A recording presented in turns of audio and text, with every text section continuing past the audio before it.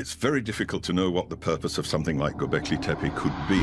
Modern artificial intelligence has just confirmed a prehistoric nightmare recorded on stone tablets found in Turkey.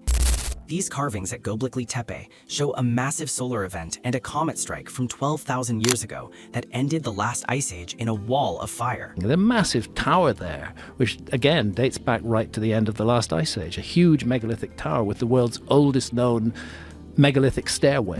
This discovery is basically the Rosetta Stone for a lost human history that we are just now uncovering.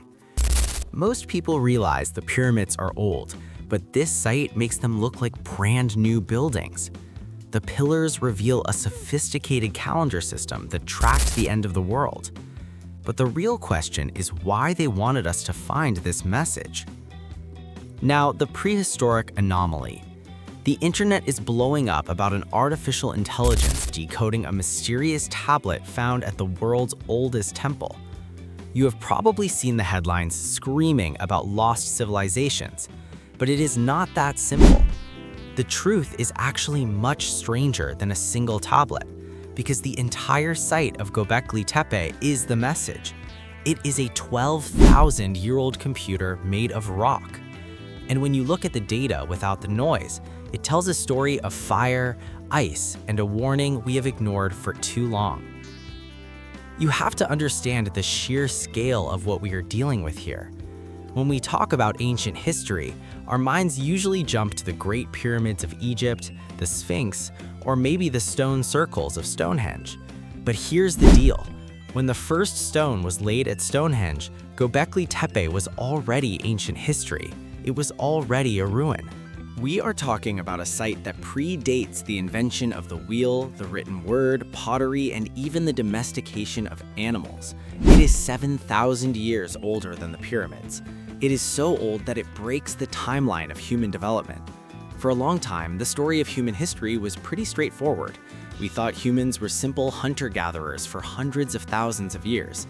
We ran around in small bands, chasing deer, picking berries, and sleeping in temporary shelters. We did not settle down, we did not build massive structures, and we definitely did not have complex math, geometry, or astronomy. The mainstream view was that agriculture came first. Once we figured out how to farm, we had the free time to sit around, invent religion, and build temples. But then Göbekli Tepe was found, and it threw that entire timeline into the shredder. Located in the Canaris Mountains of southeastern Turkey, this place is massive. We are talking about circular enclosures with huge T-shaped pillars arranged in perfect circles. Some of these pillars are 18 feet tall and weigh up to 20 tons. And remember, the people who built this did not have metal tools or lasers. They did not have beasts of burden like oxen or horses. They moved these limestone giants by hand uphill hundreds of yards from the quarry. The engineering alone is baffling. To move a 20-ton stone block without wheels requires hundreds of men, ropes, and a level of coordination that hunter-gatherers supposedly did not have. You need to feed those hundreds of men, and you need water, which is nowhere to be found near the site. The nearest water source is miles away. This implies they had a logistics network, a supply chain, and a hierarchy. It implies a civilization that was fully formed, popping up out of nowhere. But the crazy part is not just the size, it is what is on them. These pillars are carvings that are high-relief sculptures protruding from the stone. Foxes, boars, cranes, scorpions, vultures, and strange abstract symbols are everywhere. For years, archaeologists looked at these and said it was ritualistic. Maybe these animals represent spirits or clan totems. It was the safe answer that fit the narrative. But recently, the conversation has shifted, and that is putting it lightly. Rumors started flying around about an artificial intelligence decoding a tablet found at the site. Let us clear the air immediately because there is no single handheld stone tablet that an artificial intelligence scanned and magically translated. That is the internet playing a game of telephone. However, the reality is way more impressive. The pillars themselves are the tablets. They are massive, standing data centers. Focus your attention on Pillar 43. This is the smoking gun, often called the Vulture Stone. It is packed with symbolism that looks chaotic at first glance, but when researchers started looking at it through the lens of probability and astronomy, patterns emerged that are impossible to ignore. This was not just art, this was data. The headlines claiming artificial intelligence decoded it are exaggerating the method, but they are not wrong about the complexity. We are using modern statistical analysis to check the probability of these symbols appearing by random chance, and the odds are astronomical. The theory gaining traction is that the people of Göbekli Tepe were not just carving animals they saw in the wild, they were carving the sky. The scorpion is not just a bug because it represents the constellation Scorpius. The bull is Taurus and the lion is Leo. They were mapping the stars with a precision that rivals civilizations thousands of years younger than them. So why go to all this trouble? Why drag 20-ton stones up a hill and carve the zodiac into them? You do not do that for decoration. You do that because you need to remember something huge. What most people don't realize is that these carvings might be the oldest date ever recorded. They are drawing the stars as they looked at a very specific moment in time. And when we wind back the clock using computer simulations of the Earth's wobble, a process called precession, the date that matches Pillar 43 is terrifying. It points directly to a moment when the world changed forever. But before we get to the catastrophe, we have to understand the tool they used to record it. This was a complex lunar solar calendar that proves they were thousands of years ahead of their time. But if they were this advanced, why did they bury it all on purpose? The mystery of why they hid their work only deepens when you look at the math, the Vulture Stone's secrets. Let us dive into the code itself because this is where things get technical and change everything we know about the origins of science. On these pillars, specifically Pillar 43, you see these distinct V shapes. They are small and carved into the stone in a way that seems random. Mainstream researchers often dismiss them as decorative patterns or maybe simple tally marks for hunting. Just counting gazelles or days of a hunt sounds like a safe bet, but researchers took a closer look and realized these were not random scratches. They were units of time. If you count the V shapes on the main pillar, you get a number that looks awfully familiar to anyone who owns a modern calendar. Each V represents a single day. When you add them up, keeping in mind the cycles of the moon and the sun, you get a tracking system for the solar year. We are talking about a lunar solar calendar. This is a system that tracks the 12 lunar months, which is about 354 days, and then adds the necessary 11 extra days to sync up with the solar year of 365 days. Why is this a big deal? Because history books tell us the Greeks or the Sumerians were the first to really nail this down thousands of years later. If the builders of Göbekli Tepe had a working solar calendar in 9600 before the Common Era, it means they understood the movement of the Earth around the sun long before we thought it was possible. And get this, there is a carving of a bird on the pillar, holding a V shape around its neck like a necklace. This has been interpreted as the summer solstice marker. The bird represents the constellation present at the solstice, and the V marks the day. Now, critics say this is just seeing faces in clouds. They argue the animals are just animals. But here's the kicker. The statistical probability of these animals matching the constellations of that specific era by accident is vanishingly small. If you draw a random zoo of animals, the chances that the scorpion lands exactly where Scorpius is in the sky, and the wolf lands where Lupus is, and the bird lands where Cygnus is, it's like winning the lottery 3 times in a row. The tablet idea that went viral is basically referring to this consolidated information found on Pillar 43. It acts like a Rosetta Stone for the stars and suggests that these people were obsessed with time. You do not build a massive stone computer just to know when to plant corn, especially when you were technically still a hunter-gatherer. You build it because you're tracking something else that is very dangerous. The layout of the pillars seems to track the precession of the equinoxes. This is the slow wobble of the Earth's axis over 26,000 years.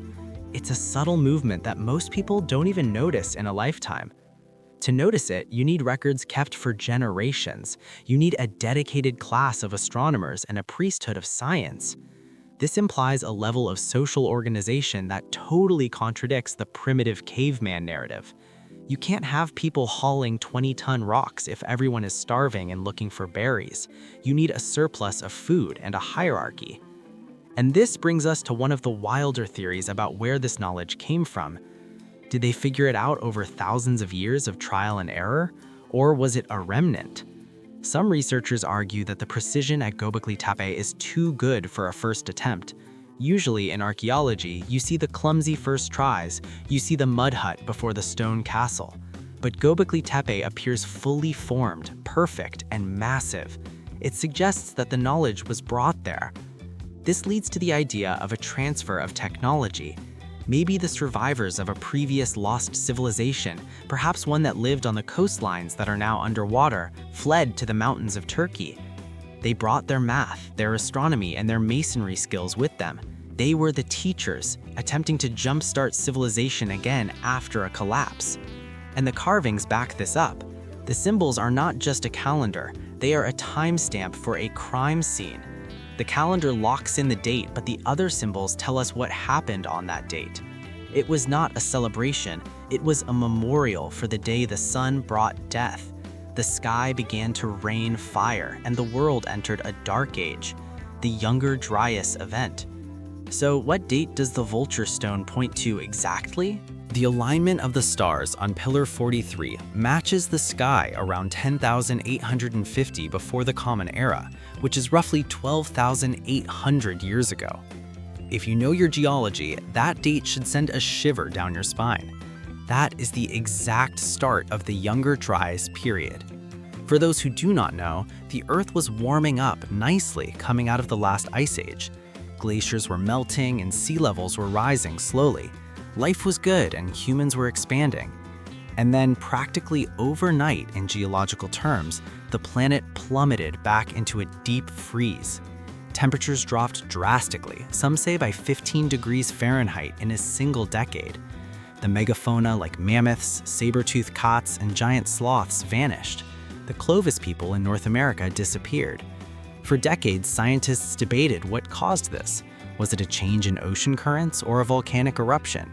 But Göbekli Tepe offers a different witness testimony. The carvings show what looks like a headless figure. In ancient art, headless figures usually mean one thing: mass death and a catastrophe. And next to these figures, we see symbols that look like swarms of snakes or foxes. Researchers interpret these not as animals, but as meteors, a meteor shower coming from a specific point in the sky. The theory is known as the Younger Dryas impact hypothesis. It suggests that a massive comet, maybe over 60 miles wide, entered the inner solar system and began to break apart.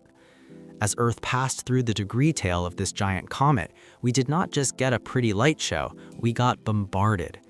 Large fragments exploded in the atmosphere with the force of thousands of nuclear bombs. This caused massive wildfires that burned 10% of the world's biomass. The smoke blocked the sun, causing the temperature to crash. This was the solar event, not the sun exploding, but the sky darkening and raining fire. And it is not just the carvings that say this, because we have physical evidence.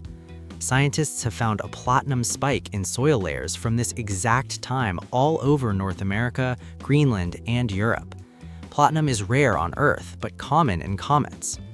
We have also found microscopic nanodiamonds, which are only formed under the extreme pressure of a cosmic impact. Geologists call it the black mat. It is a thin layer of dark soil found across continents. Below it, you find mammoth bones and Clovis spear points. Above it, you find nothing. It is a line of death in the geological record. Göbekli Tepe is the memorial built by the people who saw that line being drawn. But here's where it gets even crazier, because some researchers looking at the H symbols and the strange handbags carved onto the top of the pillars think it goes beyond just a rock hitting the ground. There's a theory called the plasma universe. It suggests that the comet impact might have disturbed the Earth's magnetic field or interacted with solar storms, creating massive plasma discharges in the sky. Imagine looking up and seeing not just clouds, but massive glowing shapes of electricity twisting and morphing like neon gods. High-energy plasma discharges take shapes that look exactly like the stick figures seen in ancient rock art all over the world. Could the carvings at Göbekli Tepe be depicting this? The strange abstract symbols could be records of the sky literally glowing with electricity. The pillars seem to point to the Taurid meteor stream as the culprit. Even today, we pass through the Taurid stream every year around late October and November. Usually, it is just a few shooting stars, but 12,000 years ago, it was a dense minefield of rock and ice. This changes the entire context of the temple. They didn't build it to pray for rain. They built it to memorialize the event that nearly wiped them out. Imagine the survivors. The world they knew is gone, the sky turned black, and the animals are dying. It's freezing cold. The few who survived the impact in the fires realized they needed to preserve the knowledge of what happened. They realized the stars were the clock that told them when the danger might return. So they mobilized. They stopped wandering. They built these massive enclosures on a hill which has a perfect view of the southern sky, and they carved the story into the bedrock. This is what happened, and this is when it happened. Watch the sky.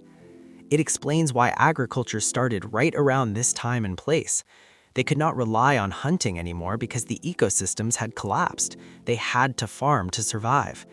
The end of their world was actually the beginning of our civilization, the agriculture ground zero. This brings us back to the artificial intelligence headlines and why this is blowing up now. While the idea of a robot reading a tablet is fiction, the use of advanced technology is what is cracking this case wide open. We are using statistical algorithms to analyze the placement of the fox, the crane, and the scorpion. The odds of them being random decoration are 1 in millions. That is the artificial intelligence confirmation. It's math telling us that this is a deliberate message. But there's another layer to this. It's not just about the past, it's about the durability of the message. Think about how we store information today. Hard drives corrupt and paper rots. Even languages change.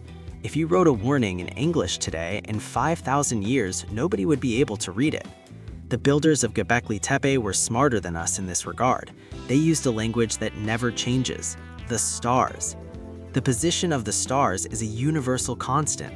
Any intelligent civilization, even 10,000 years from now, could look at Pillar 43, look at the sky, run the math on the wobble of the Earth, and pinpoint the exact date the builders were talking about. They created a message that is time-proof. Now, let's get into the really wild territory that mainstream science hates to touch. First, let's talk about DNA. Geneticists have traced the ancestor of all domesticated wheat to a specific location. Guess where? The Kara Kadog Mountains, barely 20 miles from Göbekli Tepe. This means this exact spot is ground zero for agriculture. Is it a coincidence that the most advanced stone temple and the very first genetic modification of plants happened at the exact same time in the exact same place? Some theorists ask if Göbekli Tepe was a laboratory. Were the Watchers mentioned in ancient texts actually referring to this group of elites who brought agriculture to humanity? Ancient texts talk about Watchers descending and teaching humans civilization, metalwork, and astronomy. This happened in the same general region. Could these pillars be the legacy of those teachers? And then there are the handbags. On the top of Pillar 43, there are 3 carvings that look exactly like handbags. You see these same bags in ancient Sumerian art held by mysterious figures in Mexico and in New Zealand. How did cultures separated by thousands of miles and thousands of years all decide to carve the exact same specific symbol? The theory is that it represents a kit of knowledge, the seeds of civilization carried by the survivors of the cataclysm. And we can't ignore the acoustics. Some researchers claim that the stone circles are designed to resonate at specific frequencies. When you chant or beat drums inside these enclosures, the sound changes. Some even suggest that sound was used to help move the stones. While that sounds like science fiction, we know that sound waves can lift small objects in a lab today. Could they have known a larger version of this physics? The more we dig, the more we realize we are looking at a technology we don't understand. And here is where the buried on purpose mystery gets darker. Why did they cover it up? They didn't just abandon it, they deliberately filled the enclosures with dirt and rubble. It was a massive undertaking, almost as much work as building it. Some say it was to protect the pillars, maybe they knew another catastrophe was coming, Or maybe the culture changed and they wanted to seal the old gods away. But by burying it, they saved it. If they had left it exposed to the weather for 12,000 years, the carvings would have eroded away. The message would be lost. By burying it, they placed it in a time capsule, waiting for a civilization advanced enough to dig it up and understand the code. That civilization is us. Do you think these pillars are a real warning about a comet, or are we just seeing patterns in the dust? Is civilization much older than we think? Let me know your wildest theories in the comments. If you love uncovering lost history, smash that like button and subscribe. You definitely do not want to miss our next deep dive.